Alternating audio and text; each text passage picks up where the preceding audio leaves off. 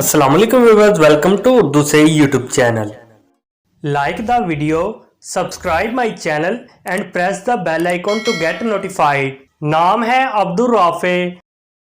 Abdul Rafe नाम के English में स्पेलिंग बनते हैं ABDULRAFAY। अब्दुल राफे नाम का इस्तेमाल लड़कों के नामों में होता है। अब्दुल राफे नाम लड़कों के लिए मखसूस है। अब्दुल राफे नाम का मजहब मुस्लिम है। अब्दुल राफे नाम के मायनी है अल्लाह पाक का صفاتی नाम, बुलंद करने वाला, दर्जा बुलंद करने वाला। अब्दुल राफे नाम के इंग्लिश में 10 हरूफ हैं और ये 2 लफ्ज़ हैं, 10 वर्ड्स एंड 2 लेटर्स।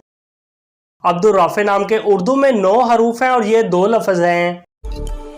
अपने नाम का मीनिंग जानने के लिए कमेंट बॉक्स में लिखिए, चैनल को सब्सक्राइब कीजिए, वीडियो को लाइक और शेयर कीजिए। Thanks for watching.